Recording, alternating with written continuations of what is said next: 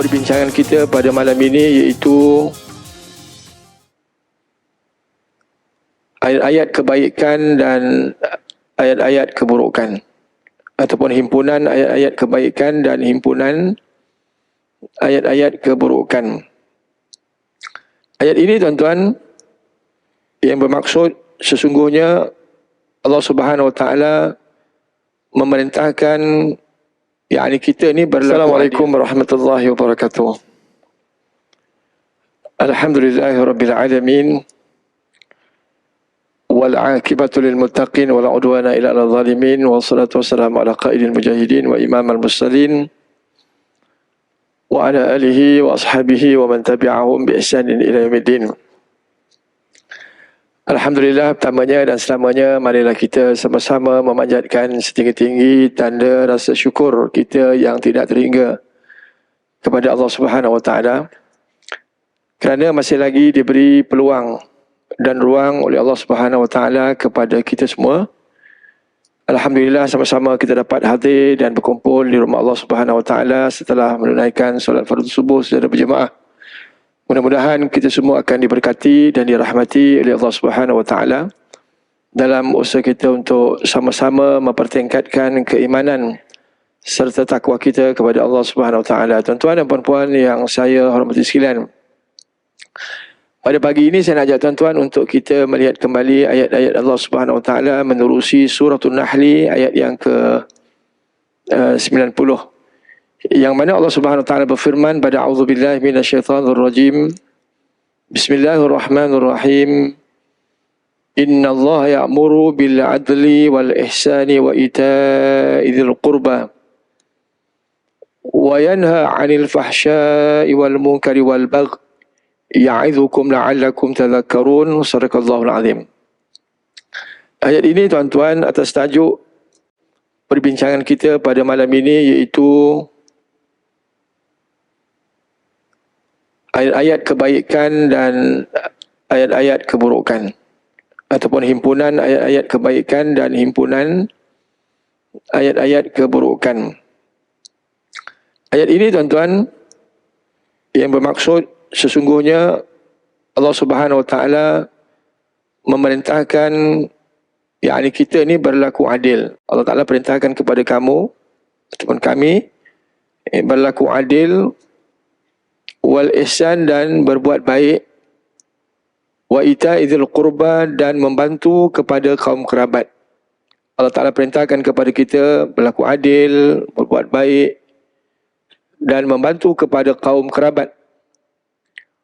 Wa yanha 'anil fahsya, dan Allah Subhanahu Wa Taala menegah kita supaya kita tidak melakukan perbuatan keji, wal munkar dan perbuatan munkar, wal bagh dan melampaui batas ataupun kezaliman. Ya'idzukum la'allakum tadhakkarun. Allah Subhanahu Wa Taala mengajak kita tuan-tuan, mudah-mudahan kita mengambil peringatan, peringatan dan peduli mengenai dengan arahan dan juga larangan Allah Subhanahu Wa Taala menerusi ayat ini. Saat turunnya ayat ini tuan-tuan, saat turun ayat ini seperti mana yang disebut dalam kitab Al-Mustadrak yang disusun oleh Al-Hakim Naisaburi, menceritakan bagaimana Ibn Mas'ud menceritakan bagaimana sebab Islamnya seseorang sahabat ini, Islamnya seorang sahabat ini yang bernama Uthman bin Ma'zun. Uthman bin Ma'zun ni tuan-tuan masuk Islam sebab turunnya ayat ini. Dan beliau mengatakan bahawasanya jika tidak ada ayat selain daripada ayat ini, beliau tetap beriman, tetap membenarkan kerana ayat ini merupakan tibian ataupun petunjuk bagi tiap-tiap sesuatu kebaikan dan juga keburukan. Uthman bin Ma'zun ni tuan-tuan di antara golongan sahabat yang awal masuk Islam. Di antara golongan sahabat yang awal masuk Islam. Pernah berhijrah 2 kali. Tahun kelima berhijrah ke Habsyah. Tahun kelima dan tahun yang ke-7. 2 kali berhijrah. Dan juga sahabat ini tuan-tuan yang pertama meninggal di Madinah. Kalau orang tanya siapakah di kalangan sahabat yang awal meninggal dunia di Madinah, inilah orangnya, Uthman bin Ma'zun. Dan sahabat ini juga yang pertama meninggal di makam ataupun disemadikan di makam Baqi'. Kalau orang tanya kita siapakah orang yang pertama disemadikan di makam Baqi', inilah sahabat yang bernama Uthman bin Ma'zun. Ayat yang kita baca tadi tuan-tuan, ayat yang saya kira lah ayat yang sentiasa dibaca oleh Tuan Khatib pada setiap hari Jumaat di atas mimbar yang mulia ini pada khutbah yang kedua. Pada khutbah yang kedua, setiap minggu diingatkan oleh Tuan Khatib ni kepada kita untuk kita melaksanakan perintah ini dan meninggalkan apa yang dilarang oleh Allah Subhanahu wa ta'ala. Dalam ayat ini tuan-tuan, bagaimana Allah Subhanahu wa ta'ala memulakan arahan ini kepada kita untuk kita melaksanakan suatu tugas yang sangat penting dalam kehidupan kita, iaitu berlaku adil. Sesungguhnya agama Islam itu tuan-tuan, agama yang berpaksikan dengan keadilan. Jadi agama kita Islam yang berpaksikan dengan keadilan. Dan di sana tidak ada perbezaan. Dan di sana tidak ada perbezaan sama ada kecil ataupun besar, cantik ke tak cantik ke, kaya ataupun miskin, Arab ataupun ajam. Seperti mana yang disebut oleh kata-kata Arab ini, an-nasu sawasiyatun, manusia ni dia sama saja. Saya dengan tuan-tuan, tuan-tuan dengan yang lain, saya dengan yang lain sama aja. Kita ni sama lah tuan-tuan. Rambut sama hitam, hati lain-lain. Kita ni sama dasarnya. Kal insani seperti gigi yang teratur. Kita ni sama seperti gigi yang teratur. Gigi ni tuan-tuan, seperti mana yang tuan-tuan maklum, ada gigi kapak, ada gigi taring, apa lagi? Ada gerham, gerham bongsu ke ataupun bapak gerham ke. Walaupun namanya berbeza-beza, akan tetapi fungsinya adalah sama. Fungsinya adalah sama. La fadla li arabiyyin wala ajamiyyin, dan juga tidak ada perbezaan antara orang Arab dan orang ajam. Tidak ada bedanya. Arab kelebihannya seperti mana yang kita maklum, Nabi bangsa Arab, Al-Quran bahasa Arab, tanah suci di benua di negara Arab. Ini semua keistimewaan yang ada pada bangsa itu sendiri. Dalam Islam tak ada beza. Awak orang Arab ke ataupun awak orang ajam. Orang ajam ini orang yang bukan bangsa Arab lah macam kita. Illa bitaqwa, melainkan kayu pengukurnya ialah takwa. Jadi adil Allah Ta'ala meletakkan hal demikian. Siapa saja di kalangan kita, yang mulia ialah mereka yang lebih takwanya kepada Allah Subhanahu Wa Ta'ala. Inna akramakum ma'indallahi ataqakum, sesungguhnya orang yang semulia-mulia di kalangan kamu ialah di sisi Allah orang yang lebih takwanya. Dalam kita nak memahami keadilan ini tuan-tuan, mana keadilan itu ialah wa huwa wada'u kulla syai'in fi mahalli wa huwa diddu zulma. Wa huwa wada'u kulla syai'in fi mahallihi wa huwa diddu zulma. Meletakkan sesuatu itu sesuai pada tempatnya. Letakkan sesuatu itu sesuai pada tempatnya, dan lawan kepada keadilan ialah kezaliman. Lawan kepada keadilan, kezaliman. Jadi adil ini yang mudah kita nak faham. Contoh kasut yang kita beli, mahal macam mana sekalipun harganya, tempatnya adalah di kaki. Betul ya? Kita tak letak dekat bahu, tak letak kat kepala sebab kasut. Adil kita dengan namanya kasut, kita letak dekat kaki. Walaupun mahal sekalipun, letak je kat luar je. Standard dia letak kat luar je. Ataupun dalam kereta takut hilang tak. Itu je. Dan adil kita dengan kopiah yang kita pakai ni, walaupun dia murah, harga 2-3 riyal. Kopiah tak capai, harga dia sampai RM1,000 ada ke? Wallahualam. Kita anggap murah lah kopiah ni. Tak. Walaupun murah, tapi tempatnya di mana bang? Di atas mahkota kita, atas kepala.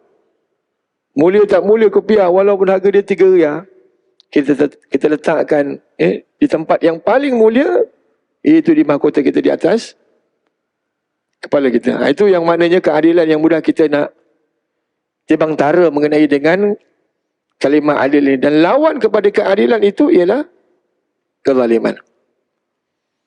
Orang yang berlaku adil dalam hidup dia, insya-Allah dia tidak melakukan kezaliman, tidak melakukan penganiayaan. Orang yang melakukan penganiayaan ini kita tengok dalam hidup dia, biasanya orang ni zalim lah. Orang yang melakukan kezaliman dalam hidup dia, minta maaf, kita akan lihat dia tidak berlaku adil dalam kehidupan dia. Ini mudah kita nak, saya sebut tadi timbang tara mengenai dengan adil dan kezaliman. Sebab apa Allah Ta'ala perintahkan kepada kita untuk kita berlaku adil? Sebab apa? Sebab Allah Ta'ala memiliki satu nama daripada nama-nama Allah SWT, iaitu Al-Adlu. Al-Adlu. Al-Adlu ini maha adil Allah Subhanahu wa Ta'ala. Allah Ta'ala adil bang. Jangan kita menganggap Allah Ta'ala tak adil pada kita. Mentang-mentanglah kita tak handsome, mentang-mentanglah kita tak gaya, mentang-mentanglah kita tak ada jawatan, mentang-mentanglah kita kedudukan kita di bawah, jangan kita nyangka gitu. Jangan kita ni nyangka gitu. Allah Ta'ala berfirman, وَمَا أَنَا بِظَلَّامَ لِلْعَبِدِ. Aku, kata Allah Subhanahu Wa Ta'ala, tidak menzalimi kepada hamba-Ku. Adil Allah Ta'ala mencipta kita. Ada cantik, ada tak cantik, ada kaya, ada miskin. Dan ini semua tuan-tuan, keadilan Allah SWT kepada kita dengan diletakkan bermacam ragam rupanya, perangainya, dan sebagainya. Ini adil Allah Subhanahu wa Ta'ala. Dan keadilan ini tuan-tuan yang diperintahkan oleh Allah kepada kita, kita juga sebenarnya perlu berlaku adil kepada sesama kita. Allah Ta'ala maha adil. Jadi kita juga mengambil sifat Allah Ta'ala itu untuk kita lakukan dalam kehidupan kita kepada orang lain. Dalam hadis qudsi tuan-tuan disebut oleh Nabi SAW bagaimana Allah Subhanahu Wa Ta'ala mengharamkan kezaliman ini untuk dilakukan. Kata Allah Subhanahu Wa Ta'ala menerusi lidah Nabi Muhammad SAW, Ya ibadi inni haramtu zulma ala nafsi faja'altuhu muharraman bainakum fala tadhalamu. Nabi sebut melalui lidah Nabi yang mulia apa yang disebut oleh Allah Subhanahu Wa Ta'ala dalam hadis qudsi, wahai hamba-Ku, kata Allah, wahai hamba-hamba-Ku, sesungguhnya aku telah mengharamkan kezaliman ala nafsi, di atas diriku. Allah Ta'ala tidak berlaku zalim. Malah manusia lah sebenarnya yang melakukan kezaliman. Kita doa hari-hari, Rabbana zalamna anfusana. Rabbana zalamna anfusana. Kita mengakui yang kita ini menzalimi diri kita sendiri dalam kehidupan kita seharian. Banyak perkara. Semayang pukul 6, kita semayang pukul 7. Semayang pukul 1, semayang pukul 3 zuhurnya. Tak. Zalim kita dengan Allah Subhanahu wa Ta'ala dalam menunaikan tanggungjawab ini. Wa illam taghfir lana wa tarhamna lanakunanna minal khasirin. Jika Allah Ta'ala mengampuni kita bang, berat bang. Jika Allah Ta'ala tidak mengampuni kita, ini saat kita alpa dan lalai, lanakunanna minal khasirin, rugi kita. Jadi Allah Ta'ala Maha Adil, diberikan peluang kepada kita untuk kita sentiasa bermuhasabah. Mungkin kita nak melakukan sesuatu kebaikan itu kita lupa dan alpa, Allah Ta'ala ingatkan. La'allakum tadhakkarun. Mungkin kita nak melakukan kejahatan, Allah Ta'ala datangkan asbab untuk kita meninggalkan larangan Allah Subhanahu wa Ta'ala. Jadi ayat ini kita kena cakna, ambil peduli betul-betul. Sebab diulang setiap minggu. Diulang setiap minggu. Mereka yang melakukan kezaliman dalam hidup dia. Mereka yang melakukan penganiayaan dalam hidup dia kepada orang lain ni tuan-tuan. Nabi SAW ingatkan kepada kita dalam satu hadis riwayat Ahmad. Nabi kata, ittaqu zulma. Az-zulmu zulumatun yawmal qiyamah. Allahu Akbar. Kata Nabi SAW, ittaqu zulma. Jagalah diri kamu daripada melakukan kezaliman. Kita kena jaga diri kita sendiri tuan-tuan. Jangan buat kerja ni. Jangan melakukan penganiayaan. Jangan melakukan kezaliman kepada orang lain. Sebab apa tuan-tuan? Fa inna zulma, maka sesungguhnya kezaliman itu dia akan berada dalam kegelapan di hari akhirat kelak. Allahu Akbar. Gelap dunia ni bang, walaupun setengah jam, rimah kita. Betul? Setengah jam tak ada lampu ni, rimah kita. Tak boleh, istilahnya tak boleh hidup lah. Tak boleh hidup. Kita pun tak boleh buat apa kalau lampu tak ada. Kalau cahaya tak ada. Kat dunia kita boleh lagi bergerak ke sana dan ke sini. Kalau tak ada lampu, bayangkan tuan-tuan di akhirat kelak. Dah lah gelap. Diplaskan lagi, ditambahkan lagi dengan siksaan. Ditambahkan lagi dengan kesiksaan. Jadi tuan-tuan, kezaliman, penganiayaan, jika adalah yang pernah kita buat dalam hidup kita, kembalilah bertaubat kita kepada Allah Subhanahu Wa Taala. Ya ayyuhallazina amanu tubu ila Allahi taubatan nasuha asa rabbukum ayyukaffiru ankum sayyi'atikum. Wahai orang beriman, bertaubatlah kamu kepada Allah dengan taubatan nasuha. Taubat nasuha ni taubat yang betul-betul ikhlas lah. Tok Seh nak buat lagi, berazam tak nak ulang balik. Asa rabbukum ayyukaffiru ankum. Allah Ta'ala akan ampunkan segala dosa yang pernah kamu buat.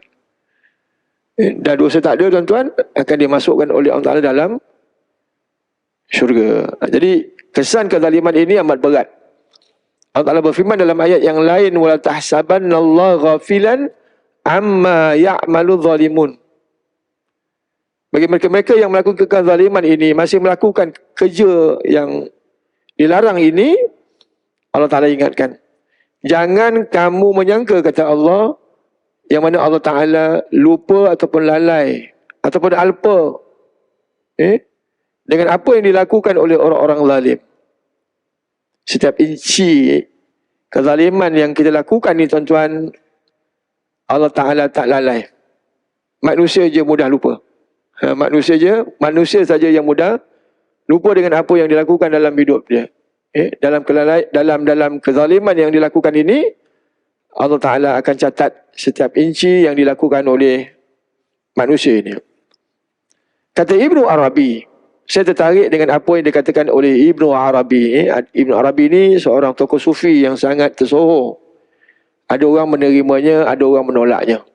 Jadi saya mengambil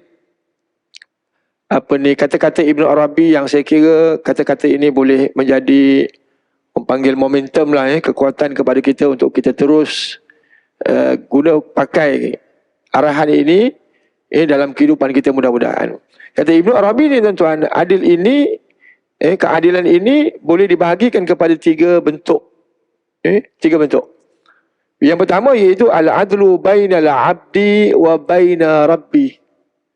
Yang pertama, adil seorang hamba itu dengan Tuhannya, dengan Allah Subhanahu Wa Taala. Maknanya kita kena adil dengan Allah Subhanahu Wa Taala yang menciptakan kita. Apa maknanya? Itharu haqqu ta'ala, iaitu menunaikan tanggungjawab kita di hadapan Allah Subhanahu Wa Taala. Kita sebagai hamba, Allah Ta'ala perintahkan solat, nah kita buat. Allah Ta'ala perintahkan apa lagi tuan-tuan? Berpuasa di bulan Ramadan, nah kita buat. Zakat, ini dah bulan 11, ini dah bulan 10 tuan-tuan. Nak menghampiri bulan 12. Semak-semak akaun tu yang nak bayar zakat tu, kira-kira lah awal-awal ni. Dah boleh. Kita dah siap siaga untuk nak bayar zakat. Dan juga menunaikan haji. Dan banyak lagi perkara-perkara yang amal soleh ini kita lakukan, itu bermakna kita adil dengan Allah. Bagi mereka yang tidak menunaikan tanggungjawab agama ini tuan-tuan, sebenarnya mereka ini telah menzalimi diri mereka di hadapan Allah Subhanahu wa ta'ala. Itu yang pertama. Yang keduanya tuan-tuan, ma'adlu bainahu wa baina nafsih. Yang kedua ialah adil kita dengan diri kita sendiri. Kita kena adil dengan diri kita sendiri, sudah tentu. Sudah tentu kita akan adil dengan diri kita sendiri. Apa makna adil kita dengan diri kita sendiri? Allah Subhanahu wa ta'ala berfirman, wa nahan nafsa 'anil hawa. Wa nahan nafsa 'anil hawa, kata Allah Subhanahu wa ta'ala, iaitu menahan diri, menahan nafsu. Nafsu ni nafsu lah, diri daripada menurut keinginan sehingga boleh memusnahkan dirinya. Bahaya tuan-tuan. Nafsu ini kalau tak dibatasi dengan iman, kita boleh ke laut nanti. Kita boleh ke laut. Istilah hari ni, ke laut. Jadi nafsu ini tuan-tuan, kata Allah Ta'ala, inna nafsa la'amaratu bisu'. Sesungguhnya nafsu ini sentiasa mengajak manusia ke arah su', kejahatan. Kalau tak bendung dengan iman. Betul tuan-tuan. Kadang ialah nak buat kebaikan tu nafsu kata jangan, relax kat rumah. Malam masih muda. Relax. Selimut tertarik lagi katanya. Selimut tarik lagi. Ini nafsu bang. Dia ajak benda-benda yang melanggar arahan Allah ini. Kita lawan juga. Jadi nafsu ni kita kena lawan. Nak pergi masjid juga, nak dengar kuliah juga misalnya. Ini tuan-tuan, nafsu kalau tak jaga, dia akan memusnahkan diri kita. Nafsu inginkan semua perkara. Nafsu ini inginkan semua perkara. Jadi semua perkara itu perlu dibatasi. Mengikut syariat Allah Subhanahu wa ta'ala. Kehidupan dunia ini, kalau ikut nafsu, Masya Allah tuan-tuan. Nak tu, nak ni. Makan begitu juga. Kalau ikut nafsu nak makan ni, semua makanan yang kita nak makan semuanya sedap belaka, betul? Memang. Nak makan sedap, nak itu ini, semua perfect lah. Itu yang Nabi ajar contohnya, tuan-tuan. Saat kita makan ini, jangan ikut nafsu. Walaupun peri sekalipun, walaupun percuma sekali orang belanja, jangan ikut nafsu. Itu Nabi ajar kan, 1/3. Saat kita nak ambil makanan ini, hanya 1/3 je. 1/3. Dalam, kita nilai 1/3 keseluruhan perut kita ni. Kita kena bagi ruang yang lain. 1/3 untuk makan. 1/3 kecil. Portion ni kecil je sebenarnya. 1/3 lagi untuk minuman. Dan 1/3 lagi untuk pernafasan. Jangan makan, minum, makan. Kadang hampa tak bernapas. Belum puasa kan, makan, minum, makan. Napas kemudian Ustaz, tak apa. Dia datang sendiri katanya. Semayang 20 rakaat, dia sampai 8 rakaat dah mengahuk. Makan banyak, minum banyak, tuan-tuan maklum lah kan. Mata pun kuyu je. 8 rakaat sunnah katanya. Pandai pula menjawab. Dah lebih daripada 1/3, itulah jawapan dia. Jadi tuan-tuan, seperti mana kita maklum, makanlah, kita nak makan. Makan sikit tapi berterusan, betul orang kata begitulah tuan-tuan. Makan sikit tapi berterusan. Jangan makan sekali, santak cukup-cukup, sampai malam kenyang. Yang tu tak lama lah tuan-tuan. Kalau makan sekali santak, kesekenyang-kenyangnya, biasa kita akan, maksudnya kita mendedahkan diri kita ke arah kemudaratan sebenarnya. Makan sikit, kerap.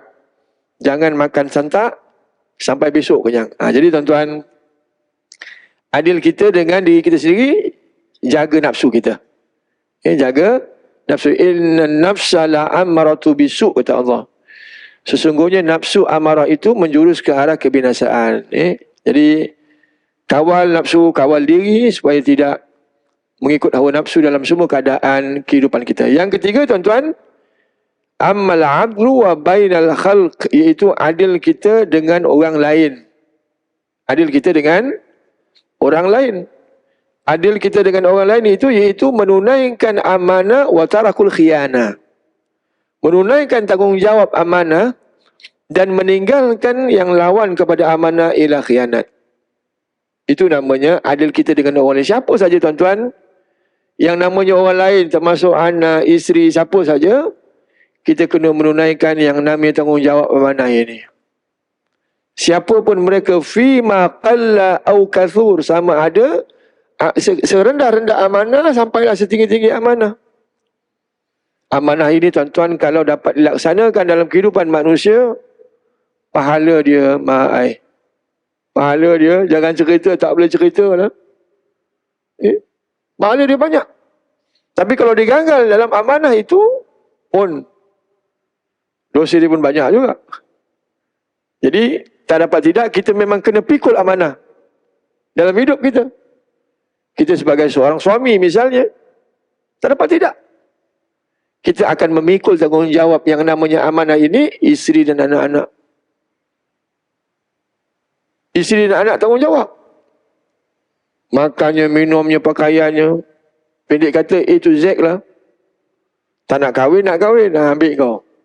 Kahwin, kena tunaikan tanggungjawab ini. Bang, perceraian yang berlaku di daerah kita ni, Petaling ni, hari-hari lah bang. Hari-hari. Semak-semak, tanggungjawab ni tak tunai. Itu masalah. Saya ingat 25 hingga 40 tahun, ramai yang berpisah lah. Tanggungjawab ni tak tunai. Tak cukup. Kahwin lah. Memanglah kahwin sebenar kan. Tapi sebelum daripada itu fikir tanggungjawab ini. Bukan tanggungjawab kepada kita, malah tanggungjawab kepada isteri dan anak itu perlu dilaksanakan. Kalau berpisah ni biasanya itulah. Tanggungjawab tu diabaikan. Biarlah anak tu. Nak jadi apa pun biar. Ini tuan-tuan, yang sekira sekecil-kecil tanggungjawab ini, kullukum ra'in wa kullukum mas'ulin an ra'iyati. Semua kita bertanggungjawab dan kita akan ditanya setiap apa yang kita dipertanggungjawabkan. Sekecil-kecil amanah sampailah sebesar-besar amanah. Sampailah sebesar-besar amanah kita di pejabat, kita di dalam masyarakat, kita di masjid, sama kita di peringkat yang lebih tinggi, semuanya memikul tanggungjawab ini. Jadi tunaikan tanggungjawab sebaik mungkin tuan-tuan. Jangan melakukan khianat. Walaupun kepada musuh sendiri. Ni kadang kita susah nak terima kan. Apabila nak melaksanakan tanggungjawab ni tengok musuh je. Tambah pula musuh apa? Musuh tradisi ke? Musuh tradisi. Musuh dalam selimut ke? Jadi dalam Islam, adil ni, Islam ni walaupun terhadap musuh sekalipun, berlaku adil lah. Ini Islam bang. Saya nak basuh contoh lah tuan-tuan. Klimaks permusuhan dalam Islam ini, dalam sejarah Nabi ini, kita boleh ambil panduan dan teladan untuk kita lakukan keadilan ini walaupun terhadap musuh. Memang susah bang kita nak terima. Ataupun mungkin susah kita nak melaksanakan keadilan ini kepada musuh ini. Allah Ta'ala ingatkan kepada kita, wa tilkal ayyamu nudawiluha bainan nas, dan demikianlah hari silih berganti. Kami gilirkan kepada manusia untuk manusia mengambil peringatan. Kadang kita berada kat bawah. Satu saat kita berada kat bawah. Orang lain ada kat atas. Dunia ni barat roda bang. Tak selamanya kita berada di bawah. Satu ketika kita akan berada kat atas pula.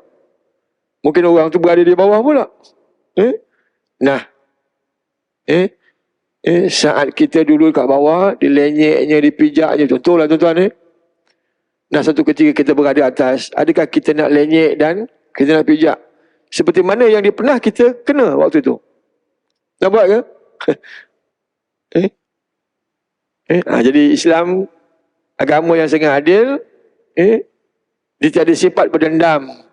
Dan dia tidak ada sifat membalas. Allahu Akbar. Adil Islam ini tuan-tuan. Satu cerita saya nak bawa kepada tuan-tuan. dalam peperangan Badar, Badar Al-Kubra. Peperangan Badar ini tuan-tuan bila berlaku? Berlaku pada tahun yang kedua Hijrah.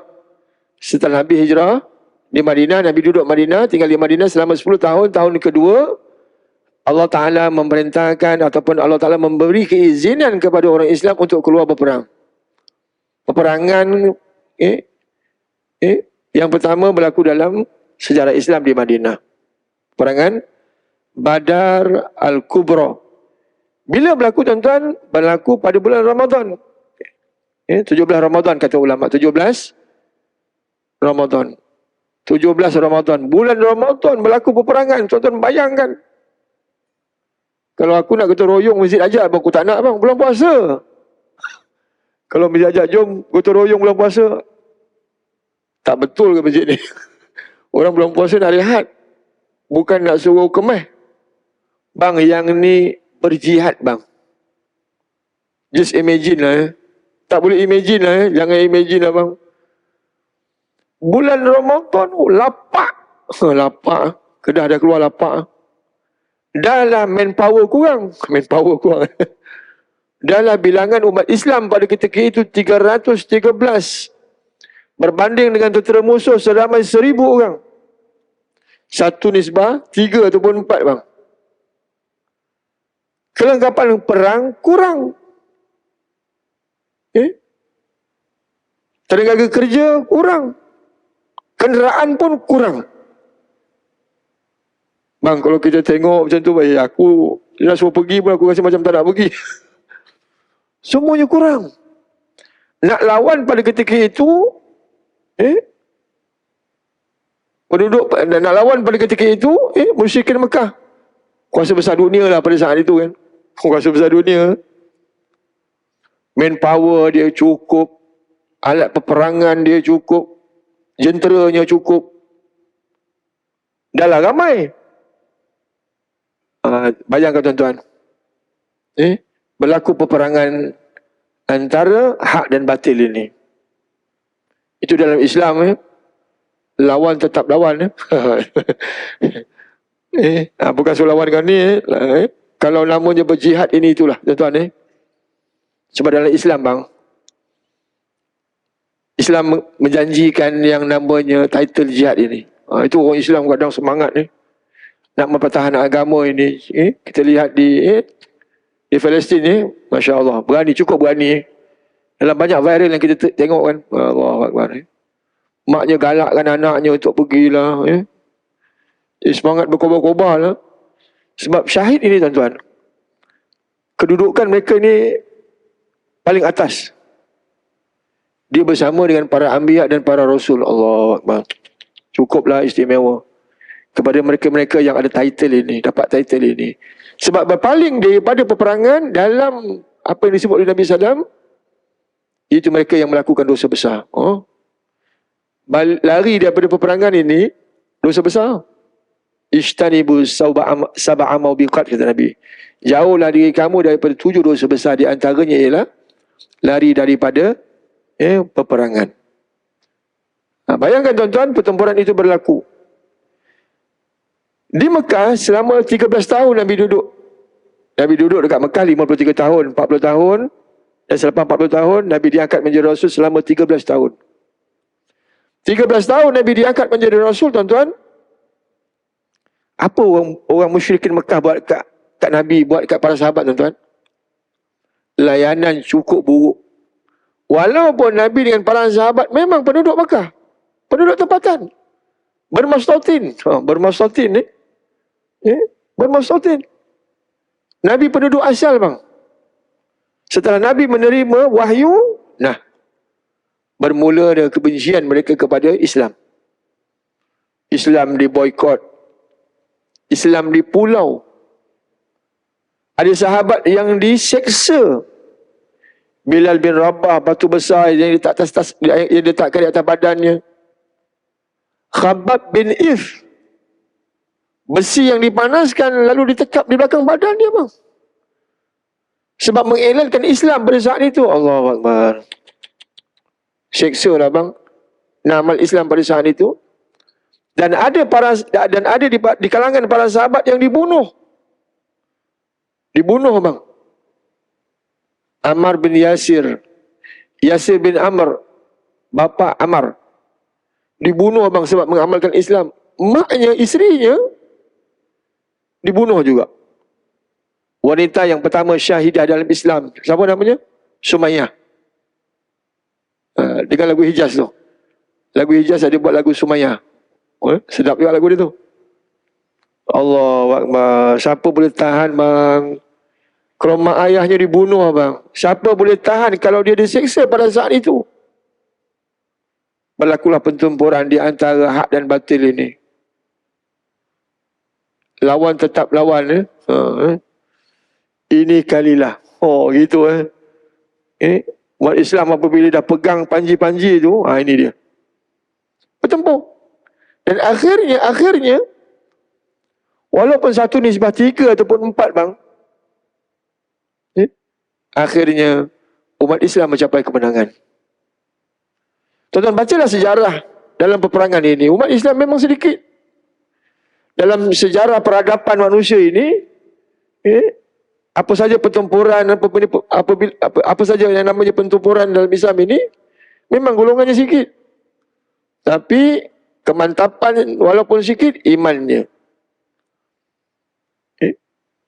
Dalam peperangan Badar tadi, bila ditelik sebab apa menang? Ada dia punya kaji selidik. Sebab apa menang? Walaupun bilangannya sedikit, sebab apa menang? Kat mana dia punya titik kemenangan itu? Para ulama tengok rupanya yang menang itu iman dia. Allahu Akbar. Inilah bang, kekuatan yang ada pada kita, iman ini. Jadi iman yang ada ini jaga elok-elok. Iman yang ada ni, inilah kekuatan kita ni bang. Iman. Walaupun puasa, iman lawan tetap lawan. Begitu. Kita hari ini cukup mudah. Nak lawan nafsu ini, Allahu Akbar. Kita berjuang hari ini cukup mudah.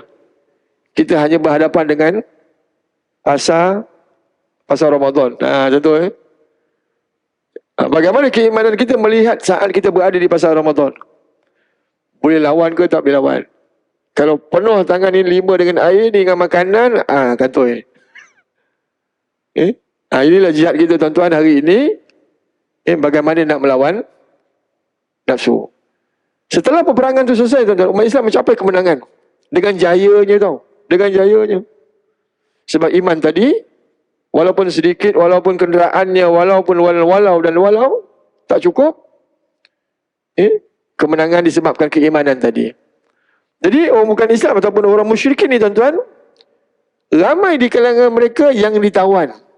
Ditawan lagi tu. Untuk pertama kali dalam peperangan ini adanya tawanan perang. Bang, apa yang tuan-tuan tahu mengenai dengan tawanan perang ini tuan-tuan? Sudah tentu tawanan yang namanya perang ini biasanya kita dengar diseksa. Betul? Diseksa, dihukum macam-macam lah. Baru ni saya dengar dalam Radio Aikim sebulan lepas. Bagaimana tawanan perang daripada Ukraine dan Rusia. Tawanan Ukraine, Rusia tahan. Tawanan Rusia, Ukraine tahan. Tawanan perang. Apa mereka buat dengan tawanan perang ni tuan-tuan? Ini saya dengar daripada Radio Aikim. Diseksanya lah. Diseksanya. Seksaan ni bukan biasa-biasa tuan-tuan. Kaki diangkat ke atas tau. Kaki sebelah. Bukan kaki 12, kaki sebelah. Diangkat. Mereka seksa tawanan perang ini. Bukan setakat kaki diangkat. Potong rokok tu. Dicucurnya. Bang dicucur bang. Oi, mengeliut-liut. Terliut-liut badan tu. Terliut-liut bang. Allahu Akbar. Ini tawanan perang. Tak ada maaf bagimu. Tak ada maaf bagimu. Dalam Islam, bukan begitu dengan tawanan perang. Para sahabat ketika itu tuan-tuan, mereka melihat tawanan perang ini, mereka teringat 13 tahun dulu. Kalau saya pun tuan-tuan, saya ingat kalau kau buat aku apa-apa, aku ingat kau. Aku ingat kau. Aku ada peluang, aku siap kau. Kalau ada peluang siap kau. Begitulah kita punya dendam kesumat ni. Sampai ke lubang cacing aku cari. Dendam tetap dendam juga. Maaf lain cerita. Balas tetap balas juga. Ini kita punya motor dalam hidup kita. Kalau begitulah bang, kita kena buang sifat ni. Tak adil kita. Tak adil kita. Jadi tuan-tuan para sahabat yang kita sebut tadi, ada lagi baki apa orang panggil yang luka itu masih ada lagi bang. Bang, kita kalau tengok parut kau buat, aku ingat kau salah lama. Kalau parut ni kau yang buat, kita akan ingat selama-lamanya. Tambah pula ayah mak dibunuh bang. Lagi tak boleh tahan bang. Depan mata tak boleh tahan tu. Ada peluang, gasak. Bunuh mak ayah kita bang, depan mata kita tau. Ini yang berlaku tuan-tuan. Para sahabat ramai kata, ramai sahabat, buat apa simpan, buat apa nak simpan tawanan perang ni, buat apa? Rugi karen je istilahnya. Nak buat apa dengan tawanan perang? Tak boleh buat apa. Lalu Nabi bersabda, jika kamu mengapa-apakan tawanan perang ini, seolah-olah kamu mengapa-apakan aku, kata Nabi. Allahu Akbar. Rupanya dalam Islam ni tuan-tuan, walaupun yang namanya tawanan perang tadi, kita tidak boleh melakukan kezaliman kepada mereka. Allahu Akbar. Adil Islam tu ya. Terhadap tentera musuh pun diberikan keadilan yang sebaik mungkin. Kita tak boleh bagi makan nasi bubur saat kita makan nasi biryani bang. Kita tak boleh bagi minuman air kosong yang sedangkan kita minum air Milo bang. Adil ni Islam. Apa yang kita makan, 1 hari 5 kali. Nah, mereka yang ada di tawanan perang itu juga 1 hari 5 kali bang. Kita makan nasi mandi pun kita kena bagi dia. Peri kemanusiaan itu. Bayangkan tuan-tuan saya nak sebut sekali lagi, berlaku adilan dalam hidup ini. Kita tak sampai ke peringkat itu. Kita hanya kadang bergesel bahu ya. Kita ni kadang-kadang bergesel bahu, kadang-kadang bermusuhan sampai mati ya. Kadang ni kita berlainan bendera pun kadang-kadang bergaduh sampai penghujung tak habis-habis lah bang. Udahlah. Tinggalkan perkara-perkara yang seumpama itu tuan-tuan. Sebab kita ni semua tuan-tuan, kita ni, saya dengan tuan-tuan, tuan-tuan dengan saya ni berada di rumah Allah dengan satu kiblat. Kiblat yang sama, bukan kiblat kat belakang tu. Baitul Maqdis sebelah mana kan. Kiblat yang satu. Saya nak jumpa tuan-tuan di dunia ini macam ni, dalam keadaan baik. Dan di akhirat pula tuan-tuan, saya nak jumpa tuan-tuan nak jumpa saya di satu tempat yang namanya syurga. Syurga ni tak ada dengki, tak ada khianat bang. Sama-sama kita akan bertemu dunia dan akhirat. Sebab dalam syurga ini bukan hak mutlak peribadi. Bukan hak mutlak peribadi. Siapa saja yang namanya orang Islam, insya-Allah beramal soleh, buat baik, akan dimasukkan dalam syurga. Saya nak jumpa tuan-tuan lah. Tuan-tuan pun nak jumpa saya kan? Kita nak jumpa. Sampai saat tuan-tuan dalam hadis yang agak panjang, saat kita berada dalam syurga besok, lalu kita mana Haji Ali, aku tak nampak dia. Dan saat itulah tuan-tuan, kita diberi kekuatan oleh Allah untuk kita mohon kepada Allah. Yang kita tak nampak kawan kita tu, yang kita saksikan mereka itu ada dengan kita. Semayang sama, puasa sama, program sama. Walaupun mereka itu jauh dengan kita, tapi kita kebersamaan kita dengan mereka itu. Macam kebersamaan kita dengan kawan-kawan kita yang berada di Palestin misalnya. Walaupun jauh. Lalu Allah Ta'ala beri kebenaran kepada kita untuk doa kepada Allah. Yang kita tak nampak tu, masuk syurga bersama. Sampai begitulah kekuatan kita saat kita berada dalam syurga. Jadi begitulah tuan-tuan. Perbincangan dan perbahasan kita, masa pun dah, matahari pun dah naik segalah ni. Dah naik segalah ni. Dan insyaAllah kita akan bertemu pada masa dan ketika untuk kita bincangkan ayat-ayat kebaikan yang lain. Mudah-mudahan Allah Ta'ala berikan kita kekuatan untuk kita sama-sama berusaha untuk beramal dengan ayat-ayat Subhanahu Wa Ta'ala ini dalam kehidupan kita. Mudah-mudahan kita semua diberkati dan dirahmati oleh Allah Subhanahu Wa Ta'ala. Jadi saya tangguh tuan-tuan dengan aku qauli hadza wa astaghfirullahal azim li wa lakum. Assalamualaikum warahmatullahi wabarakatuh.